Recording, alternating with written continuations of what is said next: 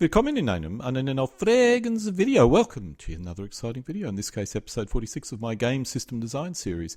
In this video I will investigate Napoleonic light infantry. Specifically, how did they differ from other infantry, what were they used for, and what types there were.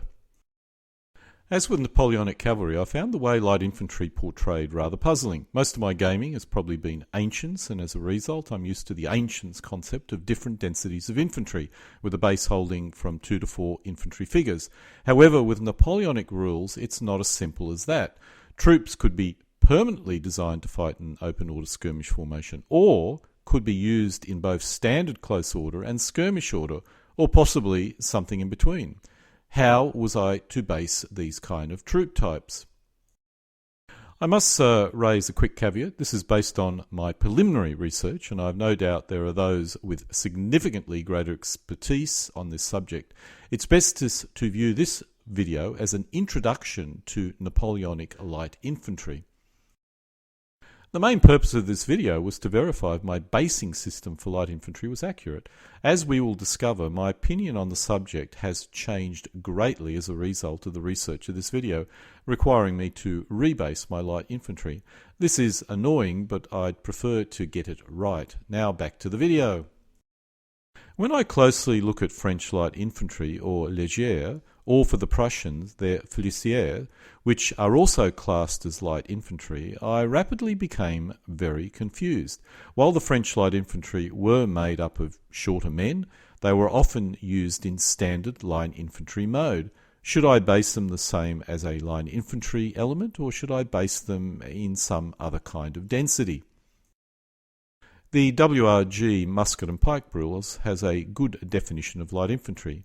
Light infantry are regular infantry whose entire unit is capable of skirmishing with flintlock musket or rifle, as well as fighting in close order, and who can advance in line as well as column at a quick step.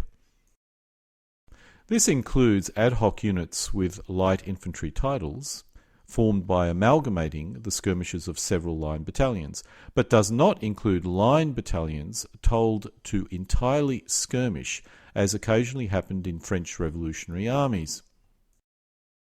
Light infantry units invariably have special titles such as light infantry, rifle, chasseur, jager, fusiliers, tirailleurs, voltigeurs, or arquebusiers, but not all units with such titles in fact have a light infantry function. For example, British fusiliers and French chasseurs of the guards are line, not light. The WRG definition is good and concise. The more difficult role is to identify what light infantry units actually fell into this definition. The WRG army lists that I possess define Prussian fusiliers as light infantry, which means they can fight in line as well as breaking up fully into skirmish mode, at least according to WRG. In the WRG musket and pike rules world, you would normally have individual skirmish figure elements. So a unit of 16 figures would often break up one element into two one-figure mini-elements and one two-figure mini-elements. If the whole unit could adopt skirmish formation, then you would need to double base the unit. For each element of 4 figures, you would also have to have 2 elements of 2 figures each. These could be based on a half base, which is what the WRG rules suggest, but I prefer full width bases, as skirmish mode needs to force significant separation between troops. Depending on the rules, such as if I use as an example DBN, my light infantry will remain at 3 figures per element, so I know that they're light infantry, and actually that is also the case with the WRG musket and pike. But for other rules, I'm now going to have to double base my light infantry, so I can depict them as compact order, that's 4 per element, and skirmish order, 2 per element. If we look at Empire 3rd edition, it has 2 skirmish formations, semi-skirmish and skirmish formation.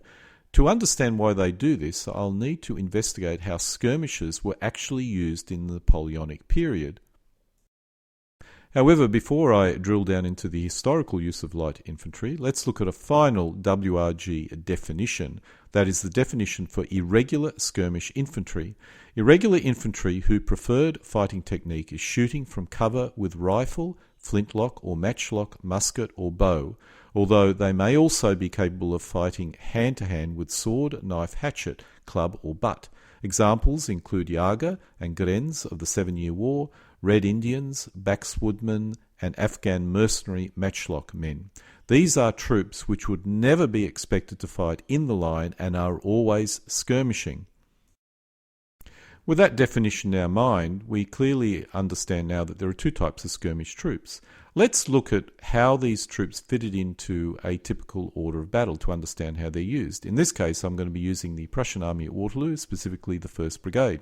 First, the Jager. 100 men with the 12th Regiment and 224 Jager with the 1st Landwehr. These will almost certainly be irregular skirmish infantry, which would provide skirmishing services for the line infantry. They do not adopt a line infantry formation, normally at least. Now let's look at the other type of skirmishing or light troops. Let's look at each regiment, at least the line regiments, which consist of 1 fusilier and 2 musket battalions. The fusiliers are classed as light infantry and presumably could completely disperse into skirmish mode. I am not aware if this occurred at Ligny, and possibly only part of the fusiliers adopted this formation, but technically it was possible. However, in a normal circumstance, they never fully adopted skirmish formation. Presumably, the musketeer battalions would not commonly deploy any skirmishers, although I'm not sure it must be that if it has the capability or not. If we look at the 1812 rules or the manuals from Prussia, the line infantry or musketeer battalions never adopted skirmish, and only part of the fusiliers adopted skirmish formation. Shooting back to rules, one thing I did find interesting is that I can never remember fielding a single element of Jager with WRG musket and pike rules. Yet this makes it clear that my regiment should have a single element of Jager with it. With rules where the scale telescopes up to 1,000 men per element or 500 skirmishers per element, then the entire brigade would have a single element of Jager. The Schützen company of 375 men would be similar to Jager, but clearly at brigade level rather than regimental level. I suspect they were also rifle-armed in this case, while the Jager were musket-armed. This image that you see here comes from the 1812 Prussian regulations and shows an attack formation. In this case, half of the fusilier battalion is in line and another half battalion, or less, is in what is called skirmish line. All these troops come from the 1st Battalion. This shows the previous diagram into what I hope is a little bit more clearer form. At the very front we have a screen of skirmishers which come from the fusilier battalions. Behind them we have fusilier companies in a more compact formation, feeding the skirmish line to the front with new troops as those in the front ran out of ammunition. The fusilier battalions on the flank may be ready to adopt skirmish mode if required, or could retain compact or line order. There are 4 musketeer battalions, all in column. One is called a grenadier battalion. In the rear we see 3 squadrons of cavalry, one on each flank and one in the centre. Finally, at the very rear of this formation we have a battery of artillery. There are no Jager or Schützen troops here. However, I suspect they were added on an ad hoc basis, so would not be in the formation brigade regulations. When the Landwehr were introduced in 1813, this was modified. I must point out I have never deployed troops in this manner whenever I played WRG musket and pike rules. Perhaps this is why I kept on losing. Let's now look at the French, in this case the 1st Division of the 1st Corps at Waterloo. There is 1 light infantry regiment and 4 line infantry regiments. I suspect by Waterloo the light infantry may well have been fighting in the same manner as line formations. This shows a very blurry picture of a diagram from a French manual from 1837 showing the typical or layout of attack formation. Unfortunately, my French is hopeless and I cannot confirm what the formations are, but my guess is battalions. There are 4 battalions per brigade and there are 2 brigades, so this represents a French division. The skirmishers must come from one of 2 sources: the voltigeurs, which will come from all the battalions, or from the light infantry regiment. I suspect it's from the voltigeurs, and the light infantry are used as line infantry at this point in time. Assuming 6 metres per 2 skirmishers and a backup 2 skirmishers, we end up with a one skirmisher covering 12 line infantry musketeers. This means 90 men each from the 4 front battalions are all you need to provide an adequate skirmish line. I'm not even certain if the light infantry would be in the front line in this case, as this is an attack formation. Unlike the Prussians, it's highly unlikely that the light infantry for the French were organised half in the front with a skirmish screen and half on the flank. The French can provide all the skirmish cover or normal skirmish cover they need from the voltigeurs in both the line and light regiments. However, the light regiments were able to break up into total skirmish mode if required. This quote from Jena may give us a clue. In this case, one whole battalion was in skirmish mode and the other in line, which matched up the half-half deployment. However, in this case, this occurred at the whole battalion level, not within a battalion or company level. In 1806 at Jena, the French 16th Light Infantry advanced left in front towards the woods. Its 3rd Battalion advanced en tirailleurs, in skirmish order, apparently that's French for that particular English phrase, towards the wood. The 1st and 2nd Battalion, marching still in column, went past the right of the woods and deployed in a line in plain sight of and within musket range from the Prussian battery. In summary, the light infantry could deploy an entire battalion into skirmish mode when the tactical situation warrants it, and do it well, although there are examples of whole line infantry battalions doing the same when covering a retreat in defence as well. This is another diagram showing the French structure. However, it does not show the skirmish troop position and is rather general in nature. It does provide a guide of spacing, especially spacing between battalions. At this point you may ask, why bother with these damn skirmishes? Just send the line troops in. The answer is that it took a lot of effort to form rank and prepare for an attack, or even prepare for a defence.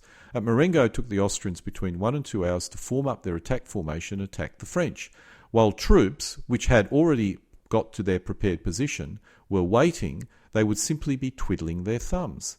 If you could get some sharpshooters in to disrupt the enemy formations, you could delay their attack or weaken their defence, thus the importance of skirmishes. Here we have a French and Prussian line facing each other, but the French have more skirmishers. In this example, the French skirmishers have overwhelmed the Prussian skirmishers, which means they could now conduct long-range fire against the forming Prussian formations. It's hard to wait twiddling your thumbs when under fire. Men start taking cover and thus break up their nice, neat formations. This delays the attack or weakens the attack. In 1806 at Jena, French skirmishers took on enemy line infantry deployed in open fields. Maud described the action.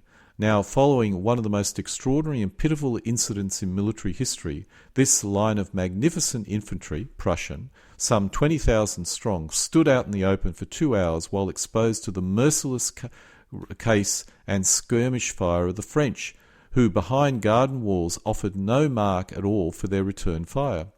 You could fill no man's land with skirmishers, but once the density gets high enough, it becomes closer to a compact formation, and thus a good target for concentrated fire by opposing line infantry. So, that's what the armies physically did. You need to identify the optimal density of skirmishers and then put that optimal density of skirmishers into no man's land.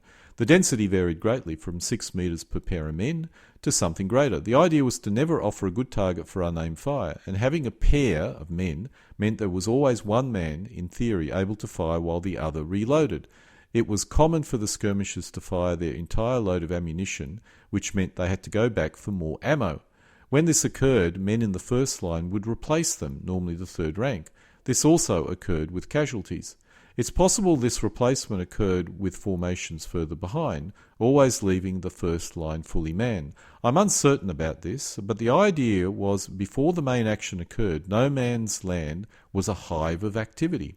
This, of course, is a very high-level view, but does explain why we bother having light infantry, or at least skirmishers.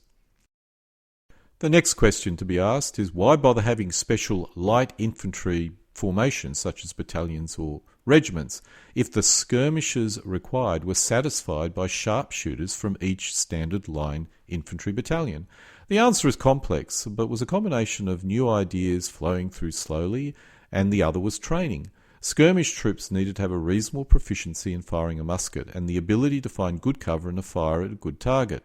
The Russians were considered as poor skirmishers only because of this lack of training or experience. The Russians did form entire normal battalions into skirmish formations, but they were not generally very good at it, except for some specific formations. Any battalion could send out skirmishers, but until the men had sufficient training, their effectiveness was limited. In one British quote, a commander noticed some of the skirmishers would empty their ammunition load on the ground so they could get out of no man's land with the excuse they were reloading. I imagine this was very common.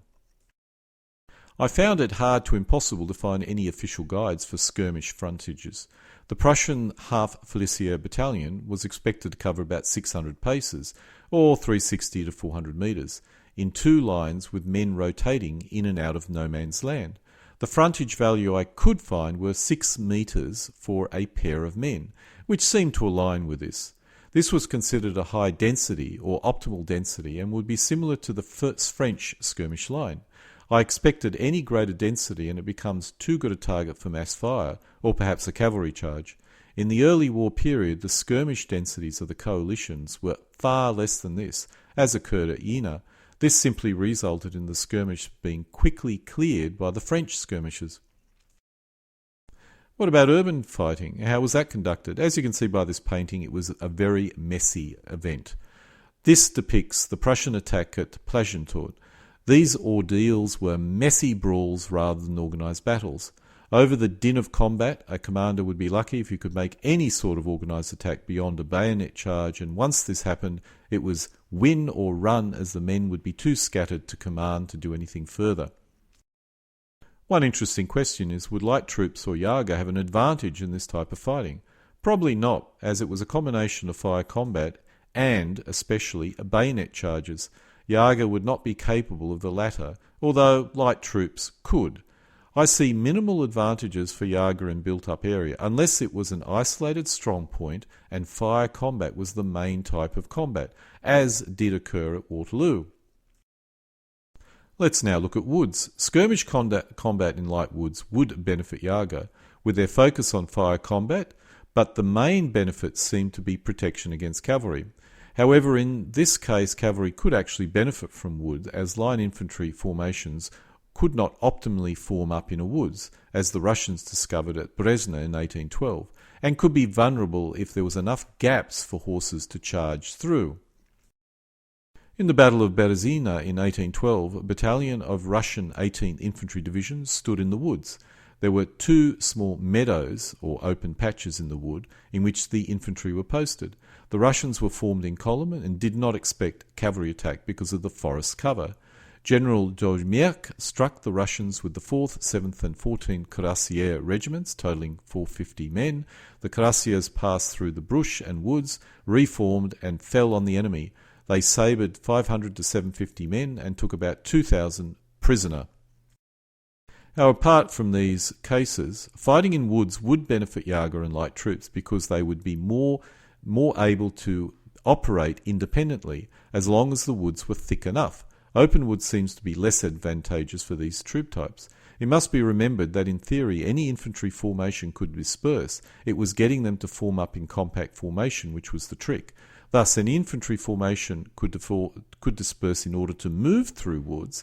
We can also assume they were able to fight in such terrain, but the key point here is experience and training. If fighting a guerrilla war, woods and bad terrains were great, but that was not going to win any battles for you. However, if your forces were not used to formations, then woods were the great equalizer, as the American Indians discovered when facing US troops. So, in summary, skirmish formations were designed to provide skirmishes for your line infantry, and light infantry were able to form fully into skirmish mode when the tactical situation warranted. Now, it's possible that this gave them a slight edge in woods and possibly in urban conflicts, but that was not the main reason that you had light troops or skirmishers. It was to cover your line infantry. Now let's look at the light infantry and skirmish infantry of the major combatants.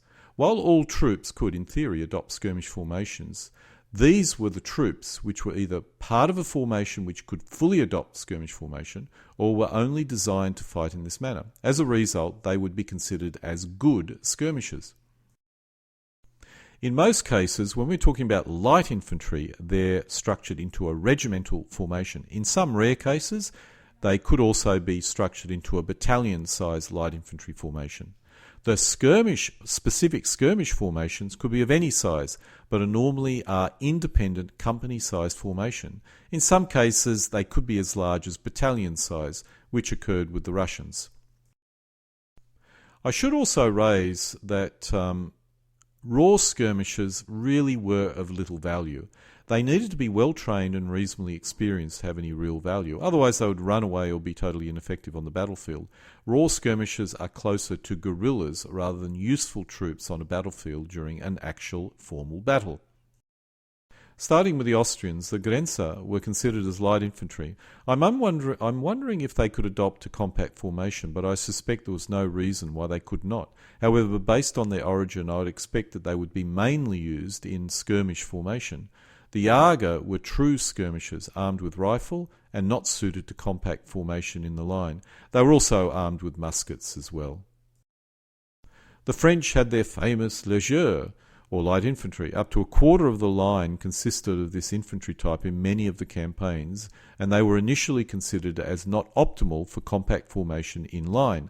By Waterloo, that distinction had gone away, but the formation was still capable of entirely forming skirmish mode, although how often this occurred is an interesting question to ask.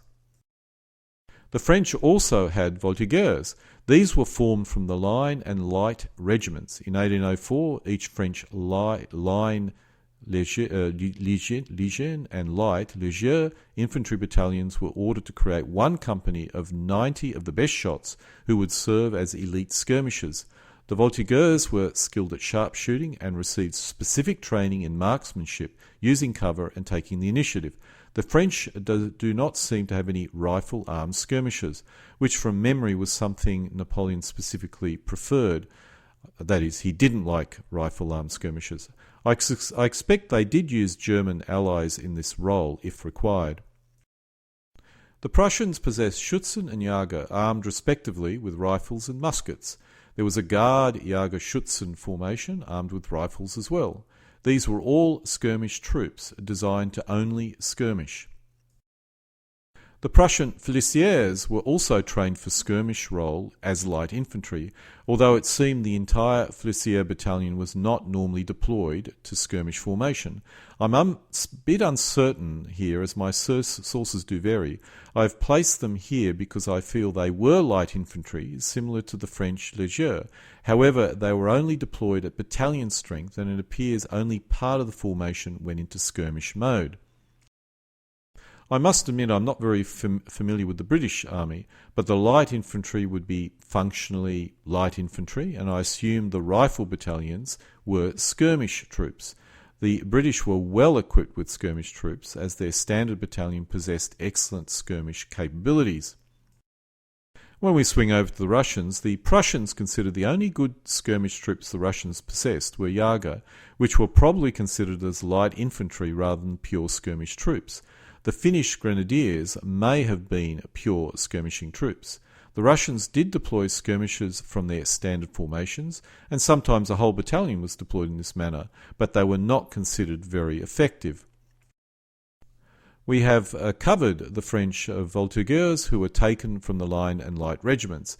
Even the Prussian Fusiliers and French light infantry did not commonly fight in full skirmish mode on a common basis. On the other hand, all troops could fight in the skirmish mode if required.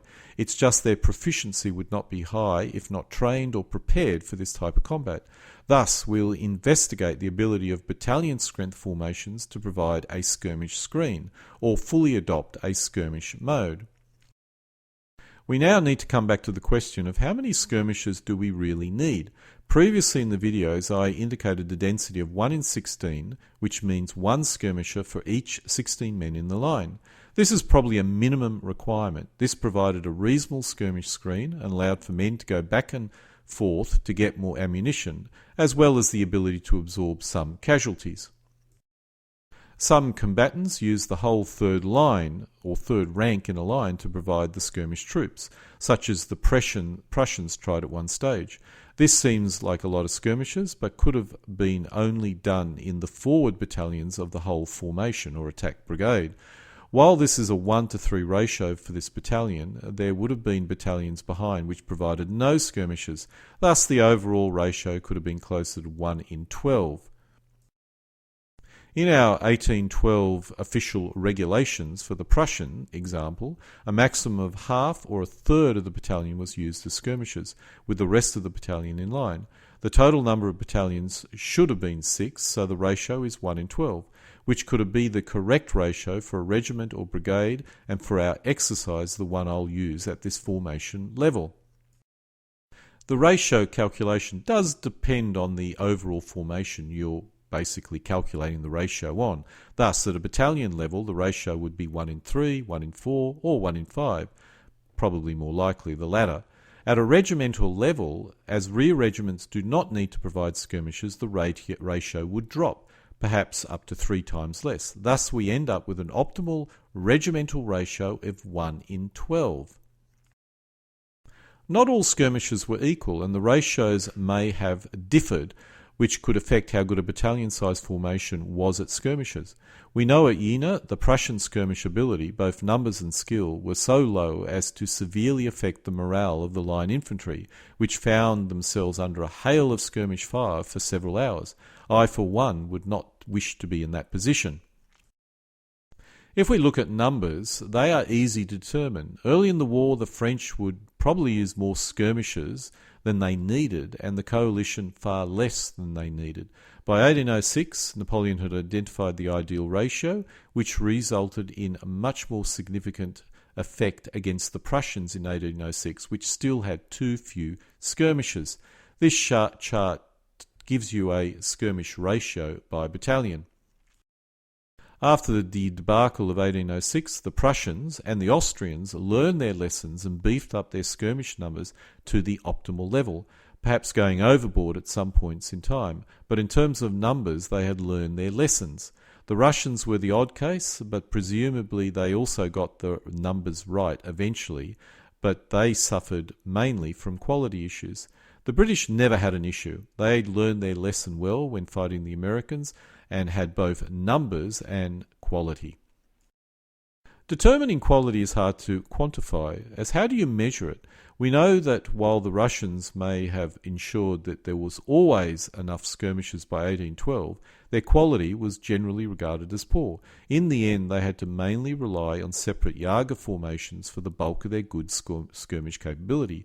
The Austrians and Prussians also depended on specialist skirmish troops, although the Prussians did have fusiliers. The British quality was possibly the best, after their experiences in the Americas, and the French were probably the next most generally experienced. To assist in understanding this quality question, I'll rely on a set of rules, in this case Empire 3rd edition, to give me an idea of the overall quality and effectiveness of skirmishes by nationality, as by 1809 to 1812 the numbers were not such a major differentiator. All the combatants had got the ratios right. Thus, we can attribute any differential from this point on to quality. Starting with the British, apart from the rifles and light infantry, which could fully adopt a skirmish formation as a part of their standard tactics, the other regiments or battalions had centre and flank companies, with the flank companies possessing superior skirmish capability. Unless you were going to break down the entire regiment into a skirmish formation, we can ignore the centre companies and only look at the flank companies, and the result is obvious. The quality of British skirmishers was excellent to good. The British clearly had no skirmish quality issue. When we swing over to the French, overall it looks like most of the French skirmishers were excellent. The line infantry could always depend on their fusiliers, but regardless they had the tirailleurs, who gave them excellent skirmish capability. Putting aside the Marines, we had everything in as set as excellent in terms of providing skirmishers to massed line infantry. If these formations were to totally break down into skirmish mode, then many line infantry would probably only be classed as poor, but we normally don't do that. I have no idea why the 10th, 11th and 57th line infantry were so good, but according to these rules, there you have it. No skirmish issues with the French, at least in terms of quality, and as we've already assessed, numbers as well. When we swing over to the Austrians, they were clearly not so hot in the area of skirmishing. I assume the Grenzers were only average because of poor discipline, possibly also why the Jager were not so good. I'm not quite sure if that's really accurate. If I'm an Austrian commander, I would not be forming up my forces for any extended period of time. This could also be a reason why the Austrians often deployed in a very large number of skirmishes as compared with the French post-1806 to compensate for quality. I would have to assume that poor basically meant your skirmishes were totally ineffective and was another way of saying you did not possess any skirmish capability. Average meant you needed a lot, but good probably allowed you to hold your own against the excellent French skirmishers, but there was little chance of getting the jump on the French in that particular case. Look, I'll be honest, I have no idea why the poor old Grenzers were stated as average. I would have assumed they should have been good. If we swing over to the Prussians, the story in 1806 was not very good for the poor old Prussians. Apart from their small number of Jager, their skirmish quality was rather average or poor. When we swing over to 1812 to 1815, the Prussians certainly learnt their lesson well and ended up with excellent skirmish formations such as the Jager and Schutzen. Within the line infantry, the story was a bit better, but still nowhere near as good as the French. But with the Jager formations, the Prussians were now able to hold their own against the French, if not being able to win any skirmish battle in no man's land. Of course, when they're fielding Landwehr, they were in a fairly poor position. Swinging finally to the Russians, before 1811 the story for the Russians were not good, but by 1812 the Grenadiers possessed some reasonable skirmish capability. Some Jager formations were also good, but the rest poor. Russia probably had the worst story in terms of skirmishes up to the end of the war, but it was not due to lack of numbers. The Russians themselves stated it was mainly due to a lack of discipline and skill. I need to point out that these values that you see here from the Empire Third rules are subjective, and several values, in my opinion, make no sense, but I'll display them anyway. Skirmish quality would depend on numbers of skirmishes, both total, and the system in place to ensure the value was maintained, that is, the number was maintained when casualties occurred and when those men went to the rear to resupply. And also, it would also be due to skill and discipline, skill at firing a rough rifle musket and skill at finding cover, and discipline which kept the skirmishers doing his thing and firing at the optimal targets.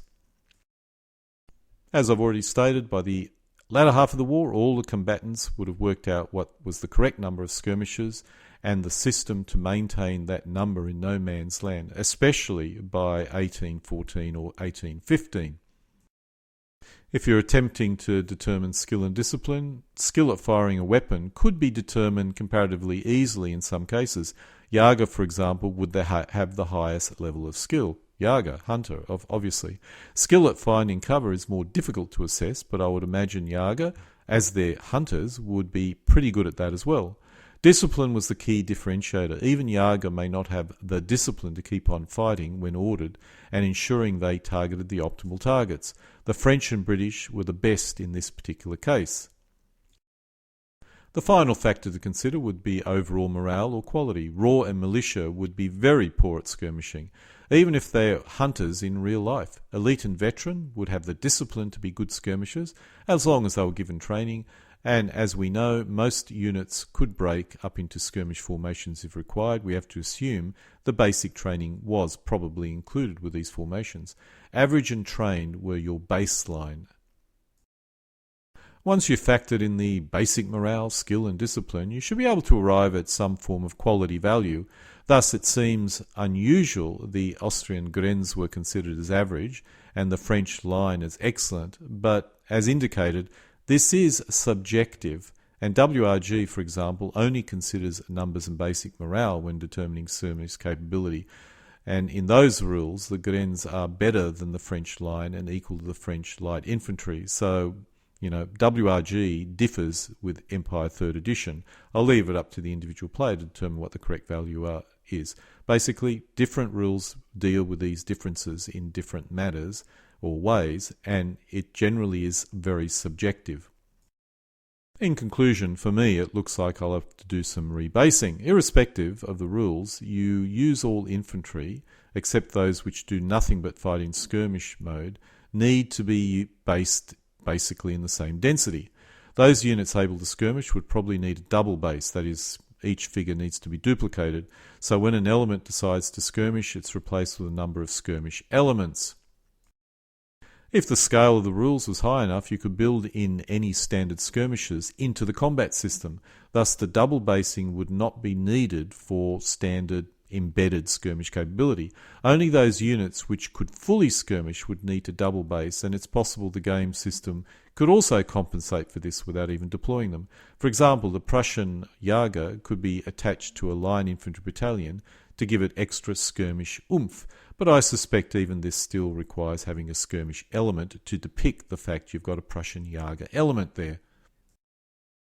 In the end, it all really depends on the rules being used, but what I'm trying to create is a force mix which can accommodate any set of rules over a wide range of scales.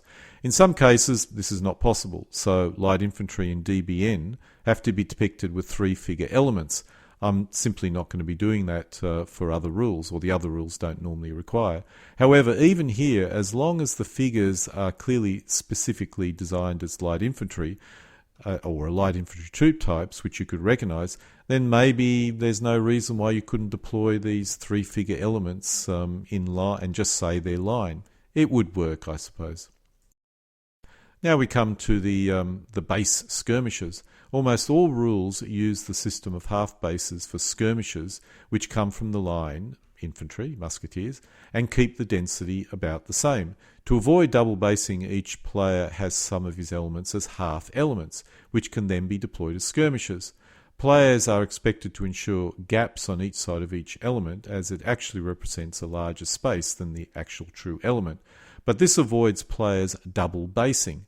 The only issue is players have to deal with half bases, which quite frankly can be extremely annoying.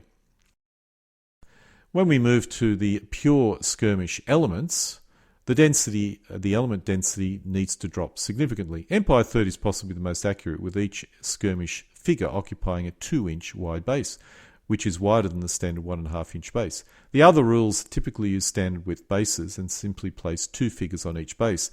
This is a much higher density than it should be otherwise.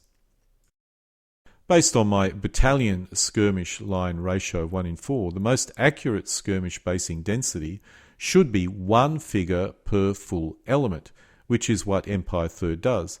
The 2 figures per element could represent a compromise, as it may look better, but it's not accurate. Using as an example a 4-element battalion, if one element was converted into a skirmish element, it would be deployed as 2 half bases, as you can see on the left. This works, but I don't think it looks particularly nice. If we use the Empire 3rd frontages, and I must admit Empire 3rd, to avoid double basing, does use the WRG system as well as an option, but assuming players are happy with double basing, the figures we see on the right is the effect. This looks a lot better and correctly represents a skirmish density. Thus, for players, the choice is as follows. If you're happy with half bases and don't wish to double base, use the WRG system. If you do not like half bases and are happy with double basing, use the system on the right, which you can see here, either the top right or the bottom right. For myself, I'm personally erring on the top right solution, which once again requires more rebasing. However, I may retain my skirmishes in 2 figure per base for movement, replacing them with 1 figure for base when they adopt a skirmish formation. Possibly. In the end, I didn't do that. This allows me to adopt either the top or bottom right solution. It's rare to have more than 12 actual skirmish elements in a game, so it does not represent a lot of extra figures. I am suspecting I may consider something similar for skirmish cavalry, although in the end I think I will not. And so we come to an end of my rather long episode 46 of my video series on game design theory, in this case a specific analysis of skirmishing during the Napoleonic period. Now I'm off to start rebasing my Napoleonic figures once again. Denken Sie daran, immer für Heimatland zu kämpfen.